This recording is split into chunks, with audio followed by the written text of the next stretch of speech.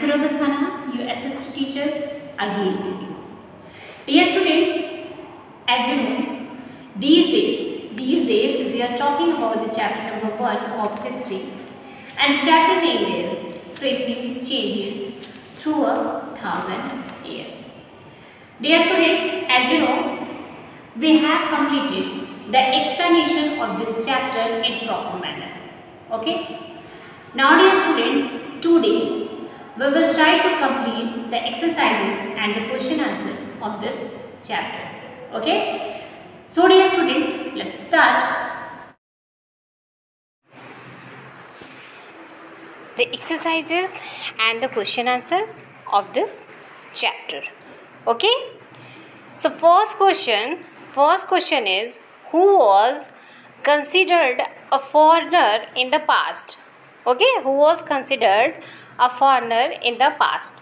Mean to say आपसे ये पूछा जा रहा है कि एंशिएंट टाइम में किन लोगों को फॉरेनर कहा जाता था. Okay, so in the answer you will right in the medieval period. In the medieval period, a foreigner was any stranger who appeared, say, in a given village, someone who was not a part of that society or culture.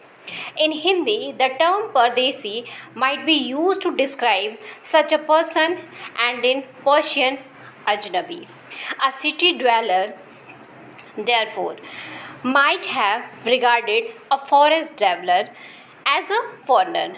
But two peasants living in the same village were not foreigners each other, even though may have had different religious or caste backgrounds. So in the medieval period किन्हें foreigners कहा जाता था? Strangers को foreigner कहा जाता था. Okay, जिसे लोग नहीं जानते थे, जिनका कल्चर, जिनकी सोसाइटी किसी व्यक्ति से अलग होती थी, डिफरेंट होती थी, they were known as foreigner in the medieval period. Hindi में फॉरेनर के लिए कौन सा शब्द यूज़ किया जाता है? हिंदी में फॉरेनर्स के लिए परदेशी शब्द यूज़ किया जाता है, और पर्शियन में ऐसे लोगों को अजनबी कहा जाता था. ओके, सिटी में रहने वाले के लिए फॉरेस्ट में रहने वाला फॉरेनर होता था. बट टू पीजेंट्स, मगर दो किसान जो कि सेम विलेज में रहते थे, they were not foreigner for each other, वो एक दूसरे के लिए फॉरेनर नहीं थे, even though may have had different religious और कास्ट बैकग्राउंड्स. भले ही उनका रिलीजन अलग हो, उनका कास्ट बैकग्राउंड डिफरेंट हो, but they were not foreigners for each others. So in the medieval period, this term foreigner used for those people who was a stranger, for anyone who was different from their culture and different from their society. And this term described in Hindi as Pardesi and Ajnabi in Persian language. Okay, so first question of this chapter, who was considered a foreigner in the past, have completed. Now we will move to the next question, and the next question is, question number 2 is, state whether true or false. Dear students, you can see on the screen there are 4 sentences, and you will identify these statements are true or false. Okay, so first statement is, we do not find inscriptions for the period after 700. This statement is true because after the 700 AD, the availability of papers was become very easy. Okay, इसलिए क्या होता है, क्योंकि papers की availability 700 शताब्दी के बाद easy हो जाती है, इसीलिए इंस्क्रिप्शंस की बजाय मैन्यूस्क्रिप्ट्स लिखे जाने लगे थे. So just because of this we do not find inscriptions after the period of 700 AD. So this statement is true. Next statement, the Marathas asserted their political importance during this period. Okay, this statement is also true. Okay, Next statement is forest. Forest dwellers were sometimes pushed out of their lands with the split of agricultural settlements. Okay, this statement mean to say number third statement is also true. Sultan Ghiyasuddin Balban controlled Assam, Manipur and Kashmir. This statement is not true because the empire of this Sultan is from Ghazni to Godda. So this statement is false. Ghiyasuddin was not controlled Assam, Manipur and Kashmir. Okay. Next question is fill in the blanks. Okay. So first is archives are places where manuscripts are kept. आर्चिव्स वो जगह होती है जहाँ पे manuscripts को सुरक्षित किया जाता है. Next, Ziauddin Barni was a 14th century chronicle. Ziauddin Barni was a chronicle of 14th century, mean to say this is a chronicle of Delhi Sultanate period.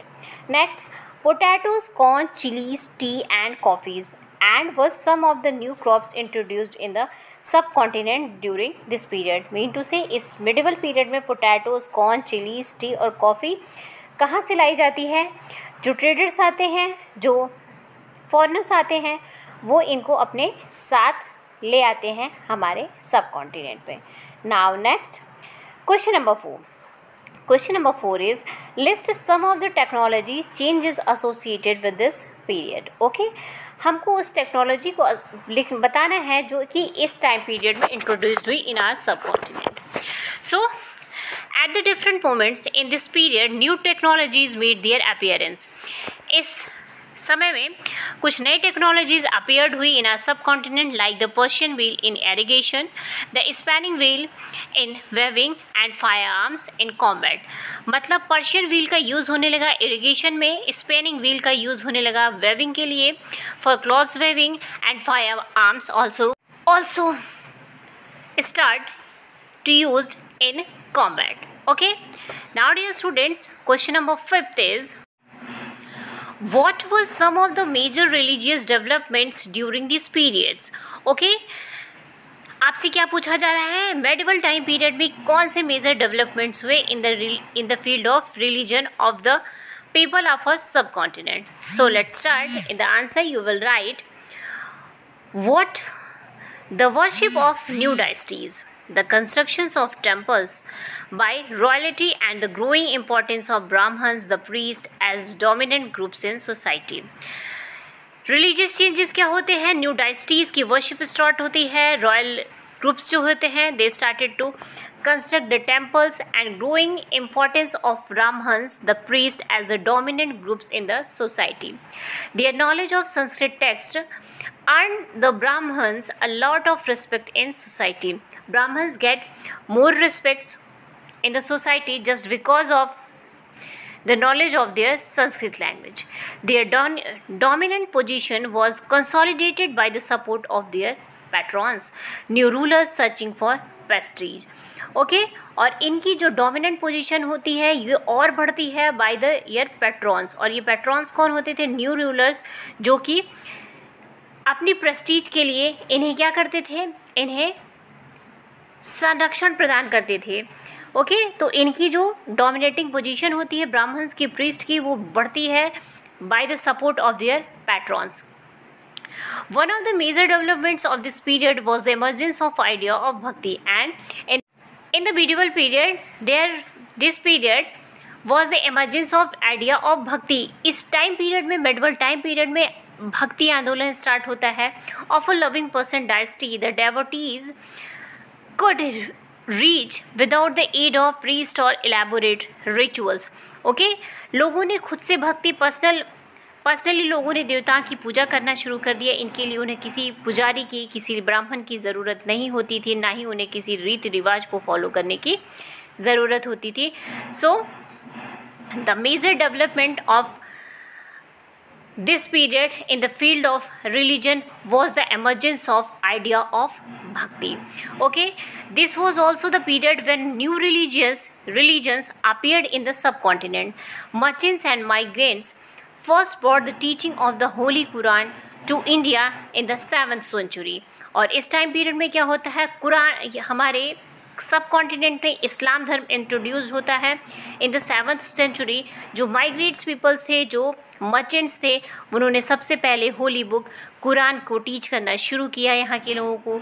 Muslims regarded the Quran as their holy book and accept the sovereignty of the God Allah, whose love, mercy and bounty embrace all those who believe in him without regard to social background। मतलब इस time period में एक बहुत बड़ा परिवर्तन होता है religion की फील्ड में कि इस्लाम धर्म इंट्रोड्यूस होता है 7th ऑफ सेंचुरी में हमारे सब कॉन्टिनेंट में, और लोग इस्लाम धर्म की होली बुक कुरान को टीच करना शुरू किया यहाँ के लोगों को। और उन्होंने बताया कि सिर्फ एक भगवान है and this God is known as Allah, और उसका प्यार, उसकी दया सब पे एक बराबर होती है जो कि उसमें विश्वास करते हैं without regard to social background. Okay, now question number 5 have completed. Now the next question number 6 says, in what ways has the meaning of the term Hindustan changed over the centuries? Okay, the term Hindustan, for example, today we understand it as India, the modern nation state। आज हम Hindustan term को किस रूप में लेते हैं, as India लेते हैं, the modern nation state. When the term was used in the 13th century by Minhaj Siraz, a chronicler who wrote in Persian, he meant the areas of Punjab, Haryana and the lands between the Ganga and Yamuna। लेकिन 13th century के Chronicle थे मिनहाज सिराज, उन्होंने इस term को use किया था particular areas के लिए, और वो एरियाज़ थे पंजाब, हरियाणा और गंगा यमुना के बीच के जो क्षेत्र थे। He use the term in a political sense for lands that were a part of the dominions of the Delhi sultan. मतलब उन्होंने पॉलिटिकल सेंस में उन्हीं क्षेत्रों को हिंदुस्तान कहा जो कि क्षेत्र दिल्ली सुल्तान के अधीन था। The areas included in this term shifted with the extent of the Sultanate, but the term never included South India। Okay, लेकिन इस टर्म में हिंदुस्तान शब्द में कभी भी साउथ इंडिया को इंक्लूड नहीं किया गया। By contrast, in the early 16th century, Babur used Hindustan to describe the geography, the fauna and the culture of the inhabitants of the subcontinent। और 16th सेंचुरी की स्टार्टिंग में बाबर ने हिंदुस्तान टर्म को यूज़ किया इंडियन सब कॉन्टिनेंट के geography को, fauna और culture को डिस्क्राइब करने के लिए। This was somewhat similar to the way the 14th century poet Amir Khusrau use the word Hind, while the idea of geographical and cultural entity like India did exist. The term Hindustan did not carry the political and national meanings which we associated with it today. Students, question number 6 have completed. Now we will move to the next question, and the next question is question number 7. How were the affairs of Jati regulated? Okay, how was the affairs of Jati regulated? Mean to say, medieval era में जातियाँ कैसे regulate होती थी? In the answer you will write, Jatis frame their own rules and regulations to manage the conduct of their members. Okay, these regulations were enforced by an assembly of elders described in some areas as a Jati Panchayat. But Jati were also required to follow the rules of their villages. Several villages was governed by chieftains. Together, they were only one small unit of a state. Okay, जातियाँ कैसे regulate होती थी? जातियाँ अपना rule regulation खुद बनाती थी to manage the members of their jati. These regulation were enforced by assembly of elders, और ये रेगुलेशन इन्फोर्स किए जाते थे एल्डर्स के थ्रू और इन असेंबली ऑफ एल्डर्स के थ्रू। और इन असेंबली ऑफ एल्डर्स को कुछ एरियाज़ में जाति पंचायत कहा जाता था। जाति को अपने रूल्स और रेगुलेशंस तो फॉलो करने ही पड़ते थे, but they have to follow the rules of their villages. Several villages was govern by चीफिन्स।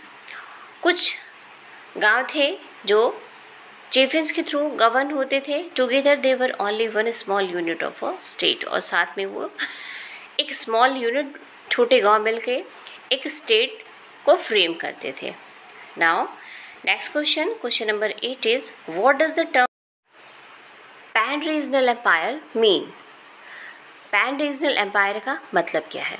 Pan-regional empire is a nation which influences other nations' actions completely or partially. The term pan-regional empire means the empires which are spanning diverse regions which was expanded to a larger areas or regions like dynasties of Cholas, Khiljis, Tughlaqs and Mughals.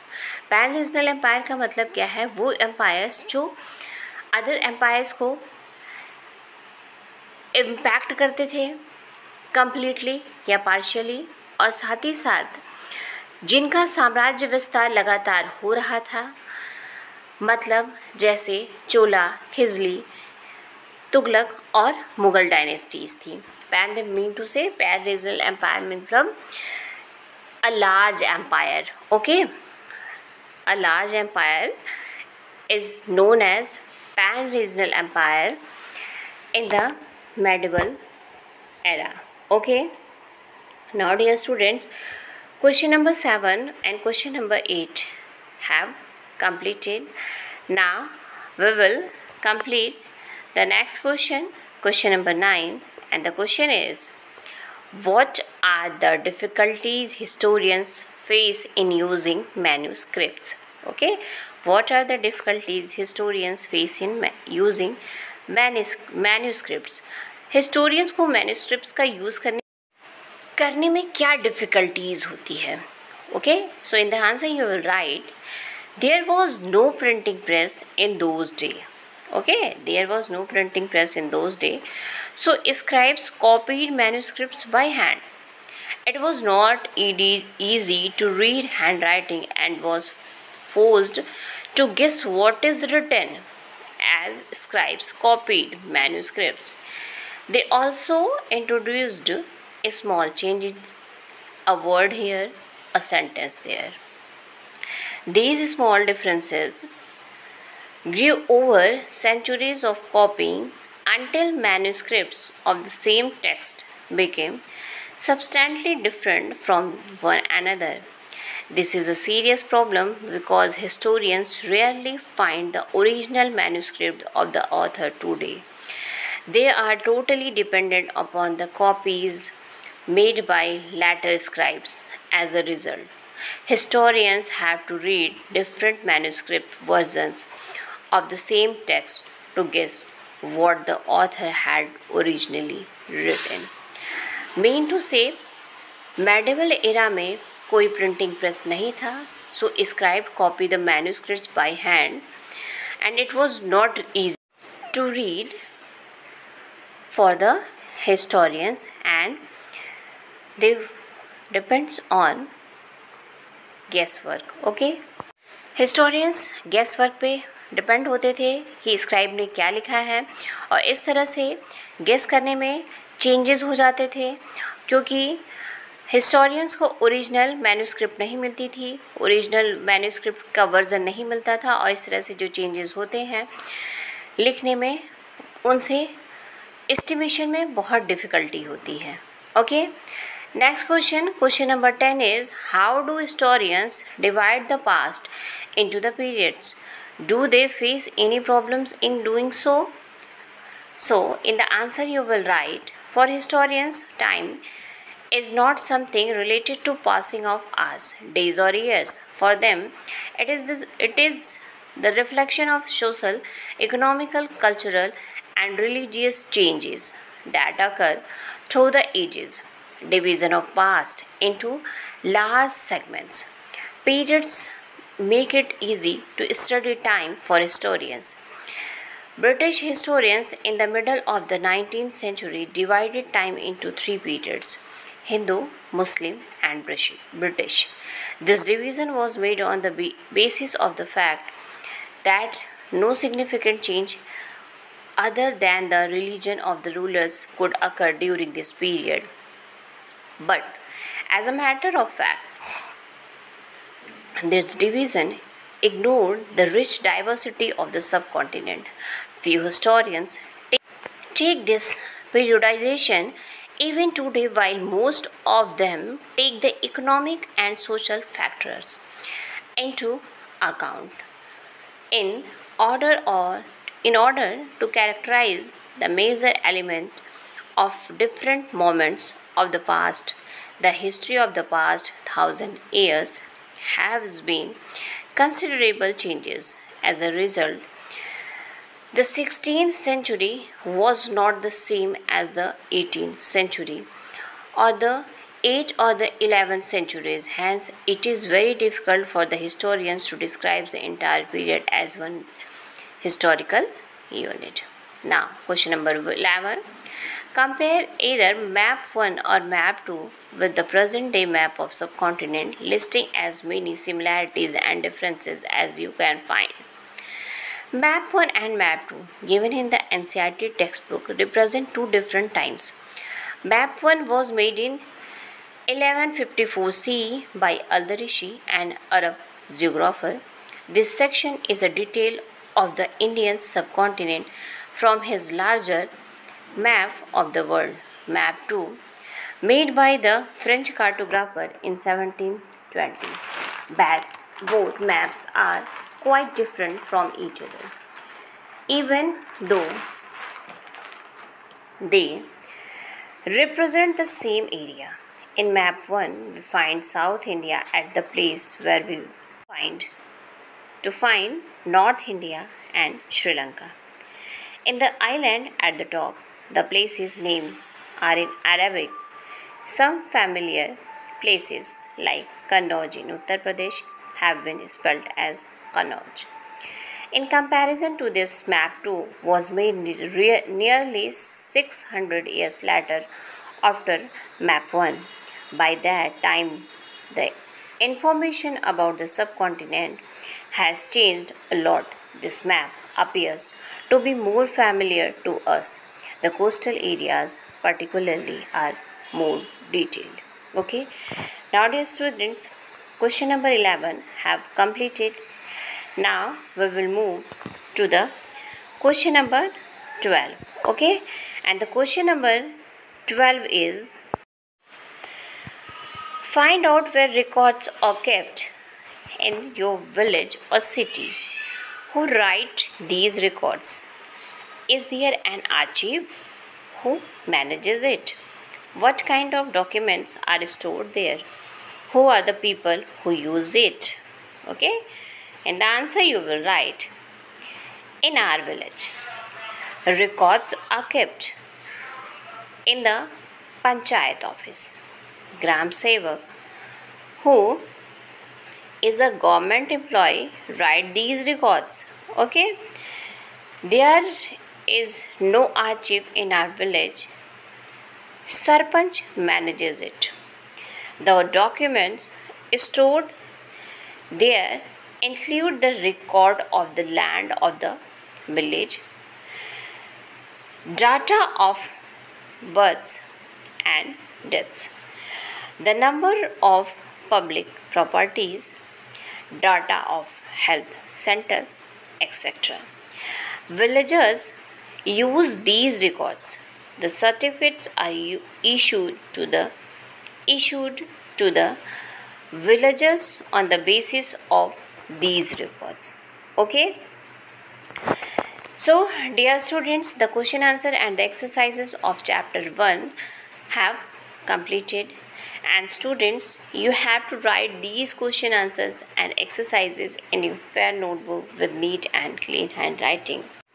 Not only you have to write these, but also you will learn these very carefully, because this chapter is very important for your upcoming periodic test. Okay. Now, dear students, the explanation and the question answer and the exercises of this chapter have completed. And with these exercises and question answer, the chapter also completed.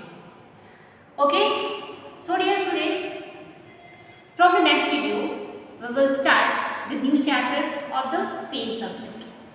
And the chapter name was New Kings and Kingdoms. Mean to say, from the next video, we will talk about the chapter number 2 and the chapter name is New Kings and Kingdoms. Till then, dear students, prepare this chapter very well because this chapter is very important for your upcoming periodic test. Okay? Now, dear students, bye. Have a nice day.